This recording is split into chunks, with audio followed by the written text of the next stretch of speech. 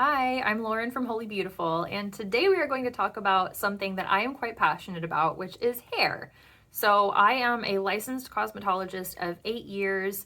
I have like 6 years of experience behind the chair. Even though I'm no longer working in a salon, I still maintain my license and I try to stay on top of all of the new things that are happening in the hair world. I am someone who has taken my hair from black to blonde, to red, to everything in between. I have had my hair burned off by someone at one point in time, which was very traumatic as a freshman in college when you're trying to make friends and your hair is all snapped off your head. Let me tell you, that was so much fun. I know a thing or two about how to keep your hair intact and healthy on your head, even if you are someone who likes extreme changes or you heat style a lot, or if your hair is just more fragile in nature to begin with. So stick around. I have lots to share on how to keep your hair in tip-top shape. So certain hair types are more prone to damage and dryness. If you have extremely fine hair, a lot of times that type of hair, think like a little dandelion puff. It doesn't seem to have a lot of structure, doesn't want to hold a curl, breaks really easily if you color too much. That type of hair usually does not have a cortex, which gives a lot of shape and structure to the hair. And that type of hair is more sensitive in general to heat styling treatments, to color treatments. You have to be much more gentle with that hair. The other type of hair that is also more prone to damage and issues that you might deal with, like frizz and dryness, is really kinky curly hair. It just doesn't hold on to moisture as well as straighter hair or just kind of like subtly wavy hair. It really does need a lot more attention, and a lot of people need protein treatments and moisture treatments to maintain the structure of their curls without being frizzy. Frizzy curls usually means they're dry curls and they need more moisture. Sometimes they need more protein. It's kind of a balancing act, and you have to figure out what works for your hair. Other hair types that struggle with damage are people like myself who do entirely too much with their hair color-wise, and they flip-flop back and forth between colors. Anytime you are applying color to the hair, you're using a developer, which is going to open up the cuticle of your hair and kind of blow it out a little bit. And over time, that can really weaken spots in your hair. If you've ever had your hair highlighted or bleached, you may have had some damage from that. And it results in like a squishy kind of texture, almost kind of spongy, doesn't seem to want to dry. And sometimes it will just snap off and it won't hold on to the head anymore. So things that you can do to really improve the overall texture of your hair. Obviously doing less coloring, less heat styling, things that are going to damage the hair. The less you can do of those things, the healthier your hair will be. If that's not really an option for you and you are a serial abuser like myself, I highly recommend doing some type of a bond building treatment. My personal favorite is from K18. And because I am a licensed hairdresser, I'm able to use the serum that they have before I color my hair to maintain the integrity during the lightening process. You can also use it for color. And the hair mask, and I typically will use that about once a week. I have the old packaging. They have rebranded. It used to be K Hair Pep. I have a video for that. I will link to that. But now it is K18, and this stuff is phenomenal. It's the only reason I was able to go from as dark as my hair was to as light as it is now.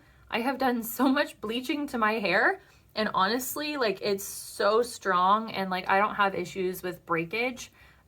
It's a fantastic product. It is expensive, but I will say from my experience using it, you typically need less than the recommended amount for your hair. Like, they send a little pamphlet like telling you how much to use for your hair, and I use like half of the recommended amount, and it's been amazing on my hair.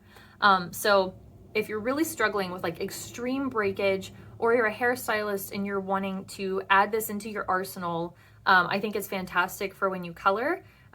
With Olaplex, for instance, it slows down the lightening process and it takes a lot longer to complete your color services because there's a lot of downtime at the bowl and things like that.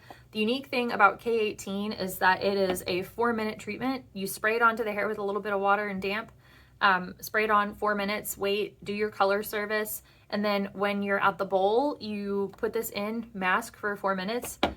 it's an incredible product. So I highly, highly recommend that if you have extreme damage or you are a stylist. Now, let's talk about some hair masks. There are some different hair masks that are really good for either strengthening or moisture. And like I mentioned, some hair types need one more than the other. Basically, the way that I used to decipher what type of mask to use on someone was basically assessing their level of damage. So if someone had hair like mine that just feels kind of dry to the touch, but it's not necessarily breaking, this type of hair I think does best with a moisturizing treatment. For that, I particularly like the Moroccan Oil Hydration. This is incredibly lightweight. This is the weightless hydrating mask. And I think that this stuff is fantastic, especially if you have a lot of dryness. This restores a lot of softness back into the hair and a lot of moisture. It's very well loved. I absolutely love this stuff. I will repurchase this for sure. Highly recommend. I also think this would be fantastic for curly hair types, and especially fine curly hair types that don't want their hair weighed down. Now, if you follow the curly girl method, I believe this does have some silicones in it. Yeah, it has dimethicone. So if you do curly girl method and you're avoiding silicone, this might not be right for you. But I would say, like, if you are okay with silicones, this might be worth giving a try. Now, if you are looking for a hair mask because your hair is brittle and snapping off at the tips and it's just kind of dull and lackluster, but it needs some strengthening and kind of beefing it up a little bit, that's where I would recommend the Isles Formula hair mask. This one, I mean, I love Isles Formula. I did a whole review about their shampoo and conditioner and finishing serum. I think it's a fantastic line. In my experience using this particular hair mask, I find it's not as moisturizing as my Moroccan oil, but it does impart quite a bit of shine to the hair, and it's more of a strengthening, structuring mask. And I feel like it has some proteins that kind of beef up the hair a little bit and prevent it from snapping if your hair is brittle. They recommend using this with their shampoo and conditioner just for a full, complete experience and the best results. I have used it both with and without because I wanted to know, what does this do on its own if you were to buy just this hair mask, and what does it do in the complete set? The biggest difference is I noticed with the shampoo and conditioner imparts so much moisture to the hair compared to just this mask. This is really a strengthening treatment, protein kind of mask in my opinion. But I think it's fantastic, especially if you're like myself and you have bleached hair and you do heat styling and things like that. You need that little bit of extra strength in the hair to keep it from snapping off. Granted, my bond building does a lot of help there, but this is a great supplementation to that as well. So now, I mentioned cutting back on heat styling and coloring if you can. But if you are going to heat style your hair, and you are like myself and you use a lot of heat styling on your hair because it's unruly, it's important to use different heat protecting products and something that's going to nourish the hair a bit. So I love my Isles Formula. I start with the finishing serum and I add about a dime size amount, work that through the ends of my hair. It's going to add some nourishment to the hair, helps reduce some of the frizz, cuts humidity. It's a little bit heat protectant as well. It just adds some nice slip to the hair while you're styling. And then I add in my Dry Bar Prep Rally because it's a detangler, but it's also heat protectant up to 450 degrees Fahrenheit. So this is fantastic for me, especially blow drying, to help with, I have a lot of baby hairs to begin with, but I also just, from abuse and coloring them a ton, I definitely have some baby hairs. So I really try to protect those before I heat style. So those two have been fantastic before I blow dry. And then for hot tools, like if you are using a flat iron or a curling iron and you have a much more direct heat, like air is kind of blowing around the hair, unless you're using your blow dryer directly on the hair, that would be more like direct heat. I'm talking about like styling tools that are like hot metal on your hair. I like to do an extra coat of something to protect it from, basically sticking a hot frying pan on your hair. And so I like the Paul Mitchell Hot Off the Press.